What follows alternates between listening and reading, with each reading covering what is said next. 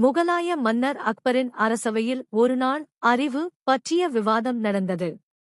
அப்போது ஓர் அமைச்சர் பெருமையுடன் முன்னே வந்து, இந்த அரசவையில் மிகவும் புத்திசாலி நான்தான் என்று மார்தட்டிக் கொண்டார். அதைக் கேட்ட மன்னர் புன்னகைத்தார். பிறகு பீர்பாலை நோக்கி, பீர்பால், இவரின் கூற்றை நீயே சோதித்துப் பார் என்றார். பீர்பால் அமைதியாக ஒரு சிறிய மூடிய பெட்டியை அந்த அமைச்சரிடம் கொடுத்து, இந்த பெட்டிக்குள் மிகவும் விலைமதிப்பற்ற ஒன்று இருக்கிறது. பெட்டியை திறக்காமலேயே அது என்ன என்று உங்களால் சொல்ல முடியுமா என்று கேட்டார். அமைச்சர் பெட்டியை ஆட்டிப் பார்த்தார்.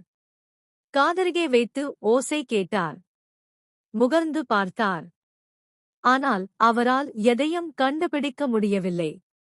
சில நிமிடங்கள் கழித்து, எனக்கு தெரியவில்லை என்று வெட்கத்துடன் ஒப்புக்கொண்டார். பீர்பால் மெதுவாக பெட்டியை திறந்தார். அதற்குள் இருந்தது ஒரு சிறிய கண்ணாடி. அனைவரும் ஆச்சரியப்பட்டனர்.